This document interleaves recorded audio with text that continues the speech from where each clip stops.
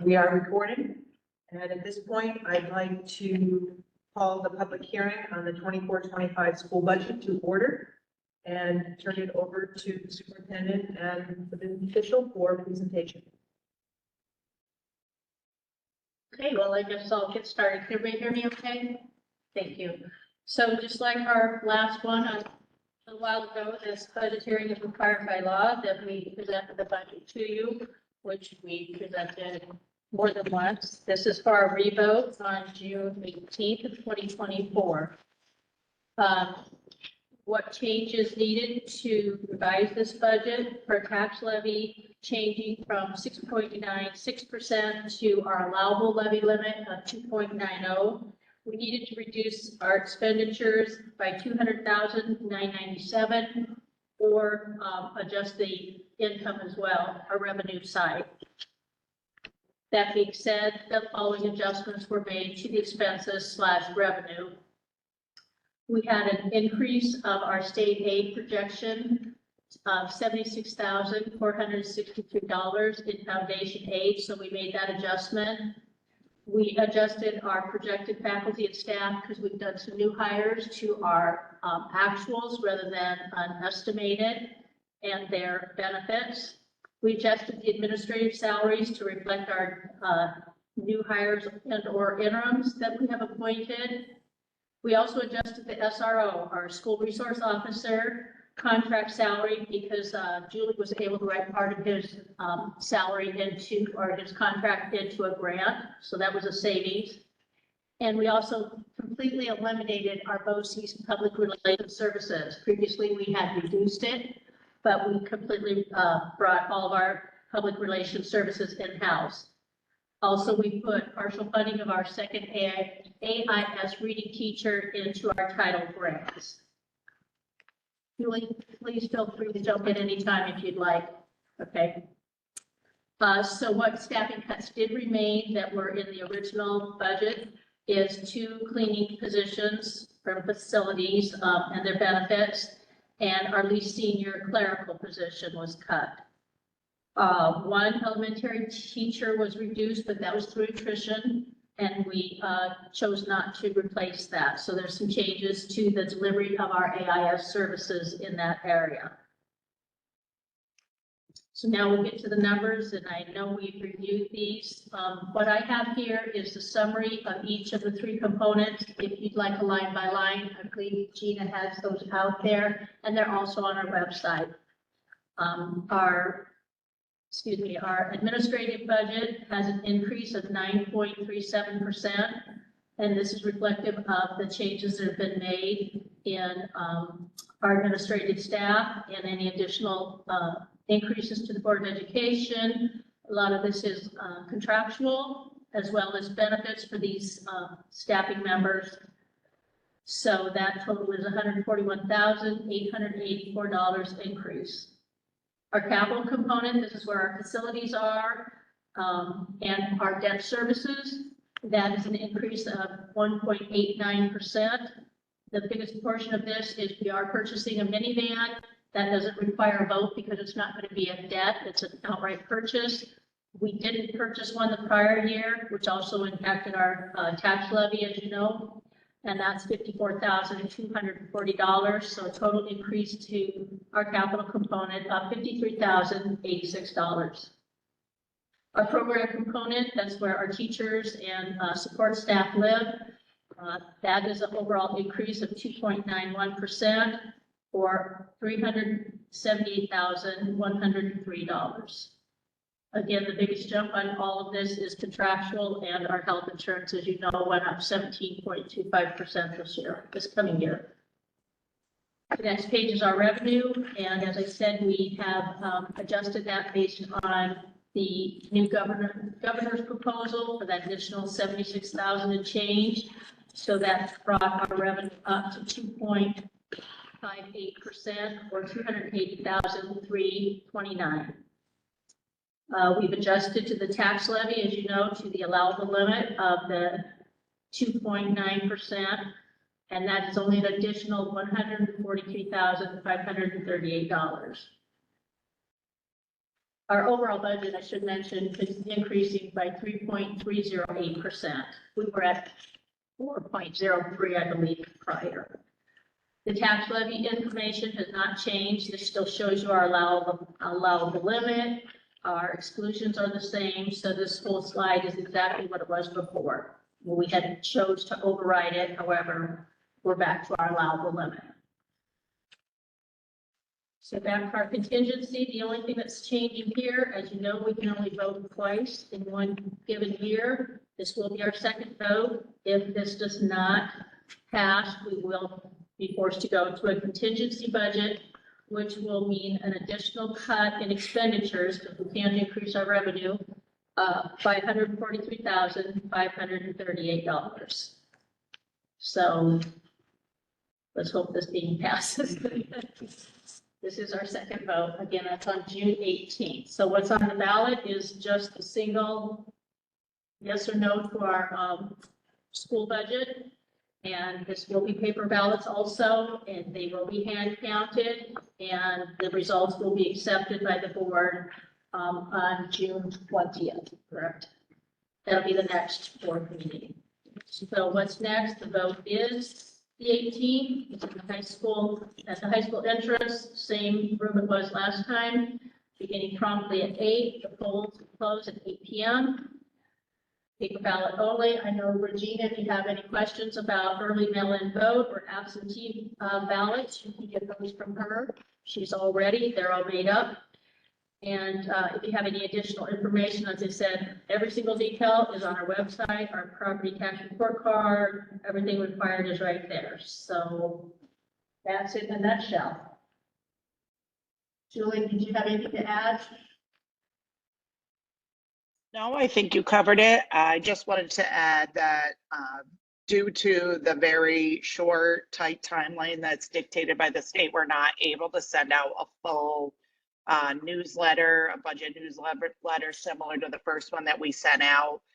We do have everything on our website. We have handouts with all of the detailed line by line items and all the required information that's on our website, as well as handouts for the audience. And if you have any questions, you can reach out to Regina Eastman, our district clerk, myself, or someone on the Board of Education if there's any information that is needed between now and the vote. We will also be sending reminder postcards next week, just reminding everyone of the vote date, time, and details.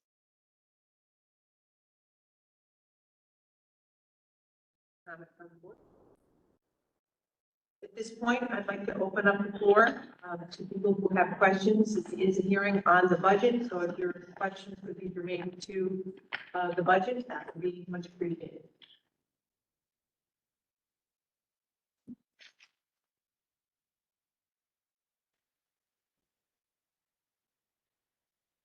Try to make it a question. John Eklund. It's actually about the timing on the voting, so I'm going to consider it related to the thing. Obviously, it's set for the 18th by the statute. Our senior class trip is the 18th and 19th. So our seniors will be leaving presumably before voting starts that day. I'm hoping an effort will be made to get the seniors to do earlier absentee ballots. They can absolutely do their. Social studies class or whatever, just encourage them to participate. I think it's important. That's all. Thank you. Thank you for that. This last vote, we had a lot. Yeah, we'll get to the social studies classes. Thank you. Probably. It's awesome. Yeah. Thank you.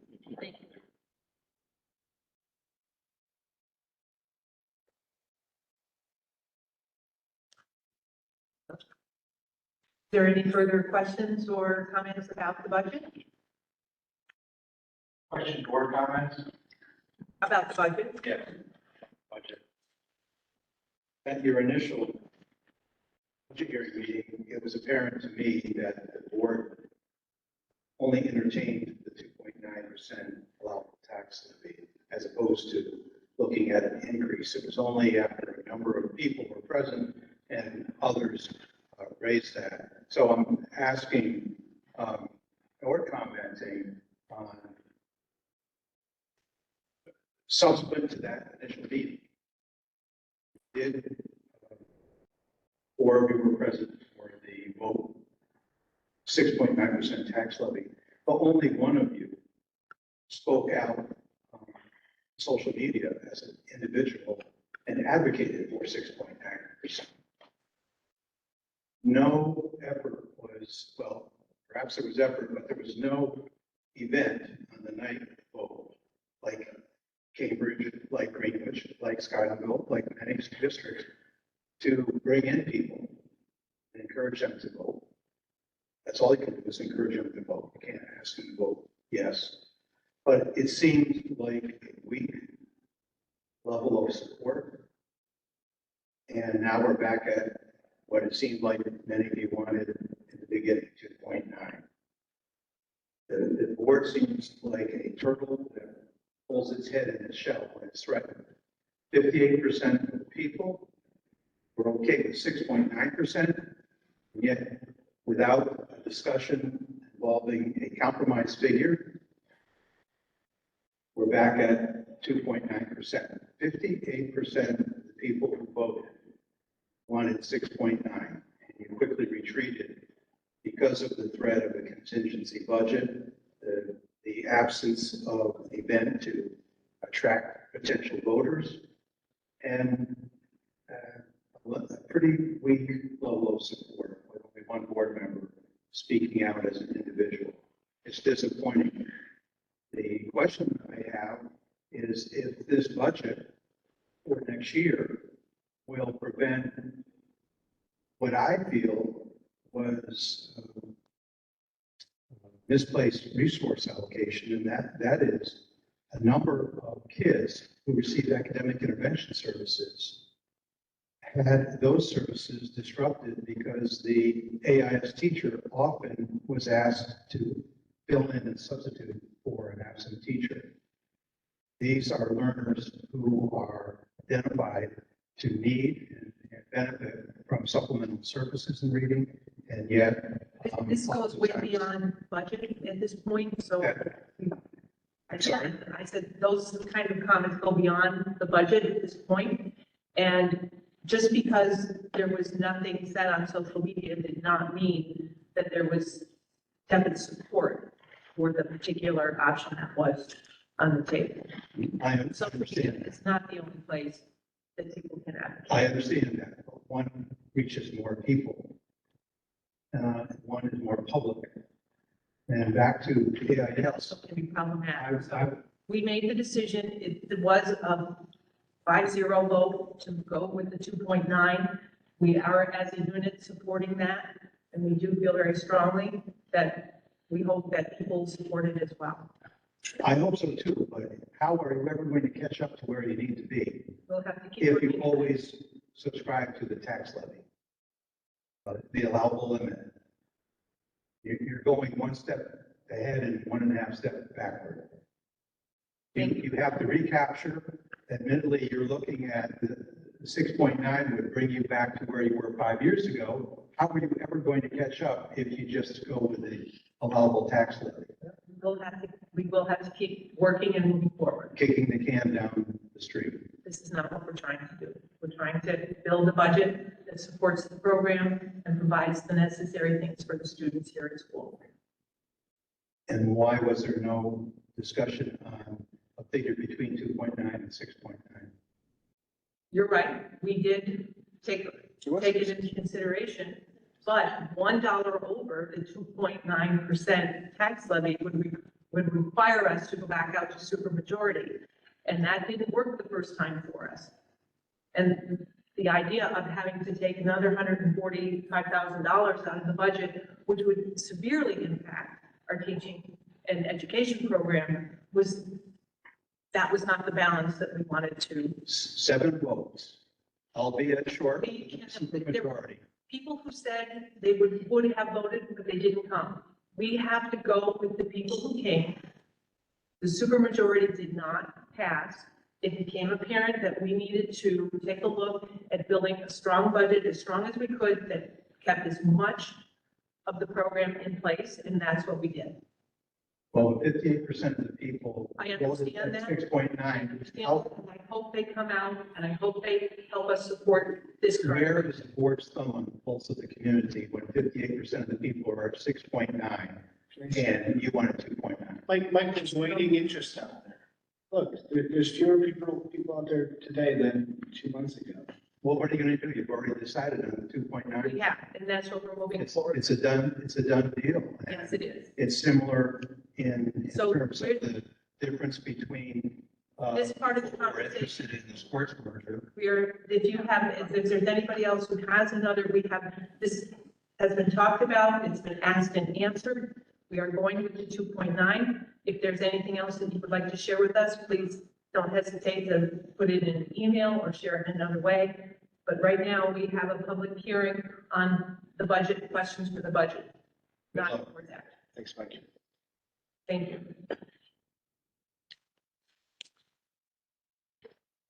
It's beautiful. Wants to go to school. Are there any other further questions?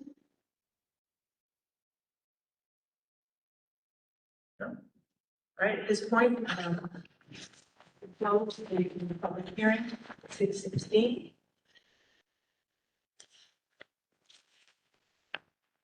And call the special meeting of the Salem Board of Education to order at, still 6:16. I forgot to do this the first time. Would people please stand for the flag? I pledge allegiance to the flag of the United States of America, to the republic which stands one nation, under God, indivisible, with liberty and justice for all.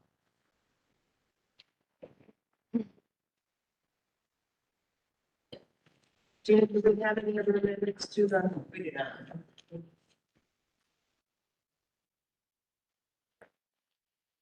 At this point, we did put in an opportunity for the public to be heard. There is only one on the agenda because the agenda is so short. We typically have one at the beginning and the end according to our new policy, but we did put one in at the beginning here. And just so that, you know, we're working on a new policy, we're working on the parameters of that new policy. We do have time limits that were incorporated into the policy. So if people do come up, please identify yourself, and we do have 3-minute limits. So we will remind people around 3 minutes if there's any.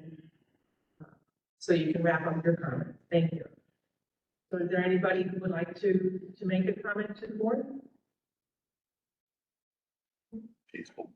Yeah. Then we will move on. Thank you, Gina. Okay. We have some action items. Entertain a motion to approve the appointment of Karen McGregor as an election inspector for the 24-25 budget window. So moved. Motion by Peter, Second. second by Jen. All those in favor, please signify by raising your hand. Motion carried 4-0. Entertain a motion to approve the appointment of Cheryl Chambers as an election inspector for the 24-25 budget revote. So moved. Motion by Peter, Second. second by Jen. All those in favor, please signify by raising your hand. Motion carried 4-0. And Miss Susan. Yeah, we have Susan Neal before Cheryl Chambers on our, Oh, I'm Agenda. sorry. So make sure we didn't Thank you. That's it. Yep. Entertain a motion to approve the appointment of Susan Neal as an election inspector for the 24-25 budget revote. So moved. Motion by Peter, second by Tom. All those in favor, please signify by raising your hand. 4-0. Entertain a motion to approve the appointment of Regina Eastman as the chief inspector and election chairperson for the 24-25 budget revote. So moved. Motion by Peter, second. second by Chair. All those in favor, please signify by raising your hand. Motion carried 4-0. Entertain a motion to accept the resignation of Michelle Crandall, Director of Pupil Personnel Services, effective June 30th, 2024. Reluctantly moved. Peter, Second. second by Jen. All those in favor, please signify by raising your hand. Motion carried 4-0. And thank you to Michelle for all of the hard work that she's done while she's been here. Entertain a motion to accept the resignation of Caitlin Dixon, elementary school counselor, effective June 26, 2024. Motion by Peter, Second. second by Jen. All those in favor, please signify by raising your hand. Motion carried 4-0. And again, thank you to Caitlin for her service as well here. Entertain a motion to accept the resignation of Caitlin Maloney, CSE Secretary, effective June 18, 2024. Motion by Peter, Second. second by Jen. All those in favor, please signify by raising your hand. Motion carried 4-0. And thank you for Caitlin. A couple of Caitlins here. And at this point, our action items are over. Julie, do we have a need to go into executive session? Yes, we do. Discussion of matters of employment history and employment of a particular persons to more than one person. I'd like the opportunity for the board to be heard. Oh, I'm sorry. I'd like to just get it recognized in the minutes that the appreciation that we show to young Mr. Jacobek for being selected to Section 2's All-Star team, the first team baseball team. I did see that there was a picture of Yeah. him. The first team? Mhm. Can I say one question? Sure. And I'd like to thank Gina and Karen for all of their hard work since the last budget that went through. I know you guys have been like nonstop around the clock, so thank you. Very fun.